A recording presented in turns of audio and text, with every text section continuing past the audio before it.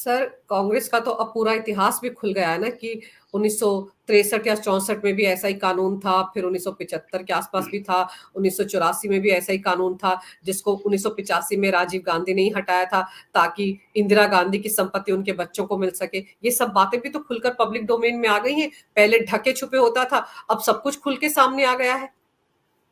देखिए, पहले क्या होता था, प्रिंट मीडिया पे ही लोग डिपेंड करते थे सारा के सारा। और प्रिंट मीडिया ने जितना झूठ इस देश में फैलाया, किसी और मीडिया ने नहीं फैलाया। मैं प्रिंट मीडिया में काम कर चुका हूं, मुझे मालूम है कि प्रिंट मीडिया में कैसे डील होती रही, कैसे बड़े बड़े सूटकेस भर भर के चुनाव के टाइम आते रहे, खाली सूटकेस वापस जाते रहे। तो सबसे ज्यादा बर्बाद प्रिंट मीडिया ने किया है। प्रिंट मीडिया झूठी खबरें, झूठे विकास की खबरें और हमारे सो कॉल्ड महान प्रधानमंत्री और महात्मा गांधी जी को महान बताते रहे। अब ये सोशल मीडिया का जमाना है, हर एक के हाथ में स्मार्ट फोन है और सच की जन्म कुंडली वो तत्काल निकाल लेता है। अब झूठ बहुत दिन तक चल नहीं सकता है। इनके साथ परेशानी ये हो गई है। ये कहते हैं कि गोदी मीडिया है। भाई, मीडिया तो आपसे कुछ पूछता ही नहीं है। बेचारे पत्रकार को पता होता है कि ये सामने वाला झूठ बोल रहा है, पर वो पूछने की हिम्मत नहीं कर पाता है। गोदी मीडिया होता तो आपको आक्रामक रूप से पूछता कि आप ये सरासर झूठ बोल रहे हैं, आप इसको जस्टिफाई करें कि आप जो बोल रहे हैं सही है। ऐसा तो कोई पत्रकार बोलता ही नहीं।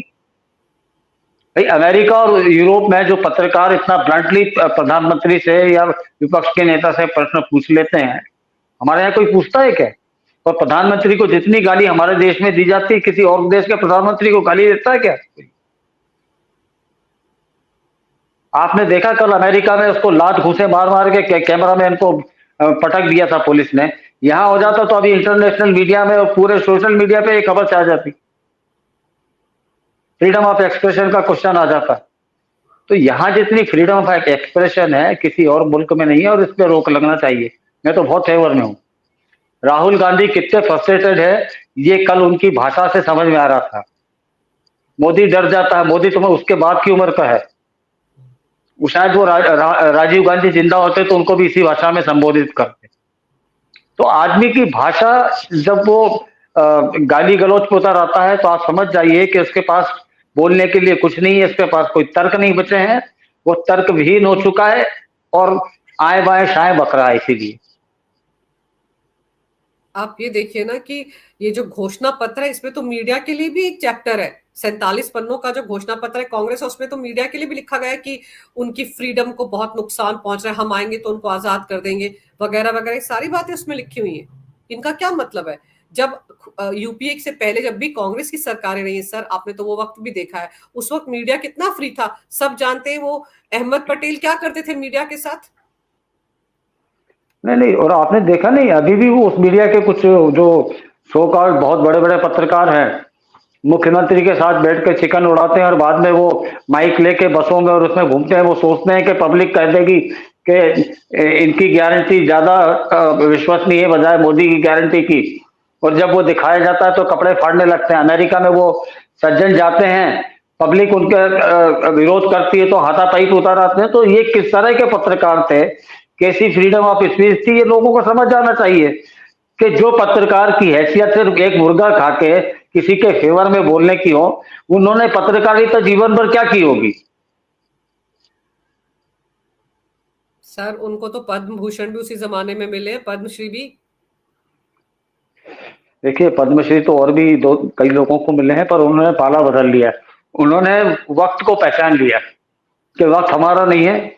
उसमें से एक सज्जन को मैं जानता हूं, वो बेचारे यूट्यूब भी चलाते हैं, पर उनको 2 घंटे में 10 दर्शक भी नहीं मिलते हैं, क्योंकि लोगों के सामने आप एक्सपोज हो चुके हैं कि आपका 2014 के पहले क्या स्टैंड था और 2014 के बाद आपने अपना स्टैंड कैसे चेंज किया।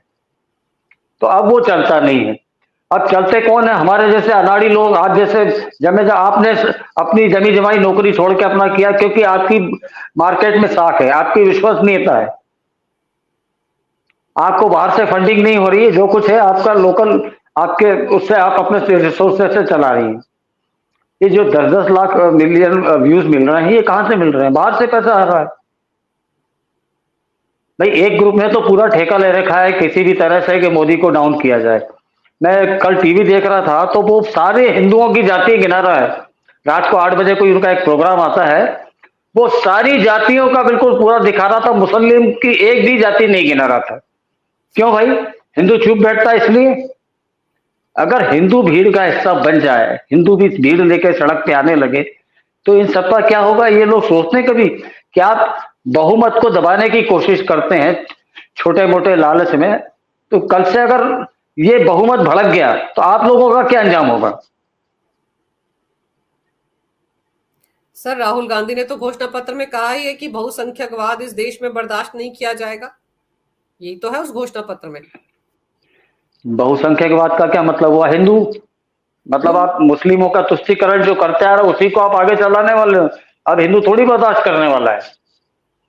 अब हिंदू कतई भी किसी भी तरह का दोगलापन, अपने साथ भेदभाव बर्दाश्त करने को तैयार नहीं है। हिंदू बहुत सालों तक भाईचारा निभाता रहा है, अब वो चारा बनने को तैयार नहीं है, अब वो भाई बनने वाला है।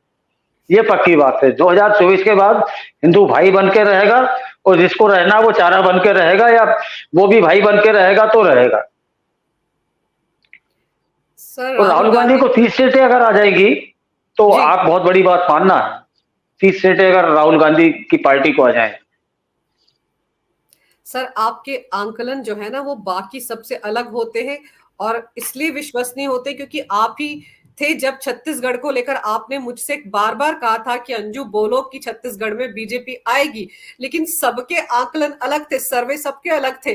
तो मैं भी हिचकिचा रही थी कि कैसे बोलूं कि छत्तीसगढ़ में बीजेपी आ रही है। आपने बार बार मुझसे कहा था कि बोलो छत्तीसगढ़ में बीजेपी आ रही है, और जब नतीजे सामने आए थे तो मैं खुद हैरान रह गई थी कि सर ने तो मुझे कितने पहले कह दिया था कि छत्तीसगढ़ में बीजेपी आ रही है। तो अगर आप ये कह रहे हैं कि कांग्रेस की अगर 30 सीटें भी आ गई तो मान जाऊंगा, तो मैं इस आंकड़े पर यकीन कर सकती हूँ, और मेरे दर्शक भी यकीन कर सकते हैं। देखिए, मैंने 45 साल फील्ड में जूते घिसे हैं, ऐसी रूम में बैठ के कोई काम नहीं किया है।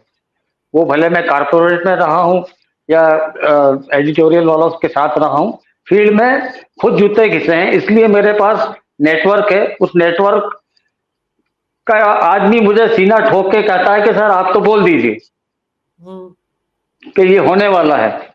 तभी उनकी विश्वसनीयता पे मुझे पूरा विश्वास है, उनके परिश्रम पे पूरा विश्वास है, और इसीलिए मैं बड़े खम ठोक के कहता हूं कि ये ऐसा परिणाम आएगा।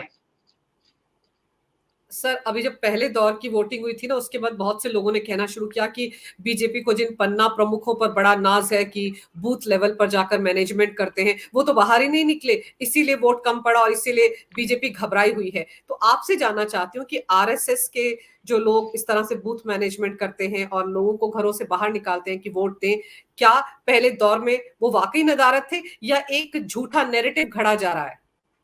नहीं, ये झूठा नैरेटिव गढ़ा जा रहा है, ऐसा कुछ भी नहीं है। जैसे मध्य प्रदेश के बारे में गढ़ा गया था कि आरएसएस नाराज है और बीजेपी यहाँ हार जाएगी, 90 सीटें भी आ जाए बीजेपी को तो बहुत मुश्किल होगी, और बीजेपी 165 सीटें लेके आ गई थी। तो ये तो नैरेटिव क्रिएट किया जा रहा है लोगों के दिमाग में भरने के लिए, भ्रमित करने के लिए, पर ऐसा कुछ भी नहीं है। आरएसएस बैकबोन है बीजेपी की, ये मान के चलें आप। और ये आरएसएस वाले कभी बैकअप नहीं करेंगे बीजेपी के साथ में। वो भले ही सत्ता को में कोई पद स्वीकार नहीं करते हैं, पर ग्रास रूट लेवल पे पूरा परिश्रम वो लोग करते हैं, और बहुत अच्छे से निकले हैं। किस तरह से निकले वो मैंने देखा है, 3 दिन से मैं भी घूम रहा हूं, मैंने देखा है कि कितना परिश्रम फील्ड में हो रहा है। मैं फिर से मध्य प्रदेश विधानसभा चुनाव की तरफ ही जा रही हूँ। तब भी मेरी आपसे बात हुई थी और आपने मुझे बताया था कि कैसे जिस पॉश इलाके में आप रहते वहां पर लोग सुबह 7 बजे ही कतारों में खड़े हो गए थे वोट देने के लिए। तब भी ये असमंजस बना हुआ था कि पता नहीं मध्य प्रदेश में बीजेपी आएगी या नहीं आएगी, याद होगा आपको। तब आपने मुझसे कहा था कि नहीं, मैंने पहली बार देखा है कि पॉश इलाके के लोग इतनी सुबह घरों से बाहर निकले वोट डालने के लिए। भाई, अभी सोसाइटियों में मीटिंग हो रही है, सोसाइटी के लोग अपने सोसाइटी के लोगों को जागरूक कर रहे हैं कि आपको वोट देने जाना है। लोगों ने कह दिया आपके पास व्हीकल नहीं है, आप हमारी व्हीकल में चलना, पूल बना के हम लोग चलेंगे। ये हर एरिया में मीटिंग हो रही है, सब जगह पूरी मीटिंग हो रही है। अब देखिए, भोपाल में 55-45% का रेशो है हिंदू और मुसलमान का। और मैंने मान लिया कि मुसलमान ने 100% वोटिंग करी है। मुसलमान कितने हैं हिंदुस्तान में? 20%। हिंदू कितने हैं? 80%।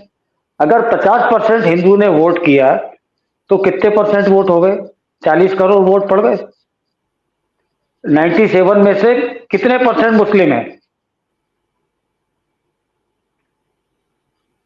आप 20% के पकड़ के चले कि 20% मुसलमान है और 80% हिंदू है।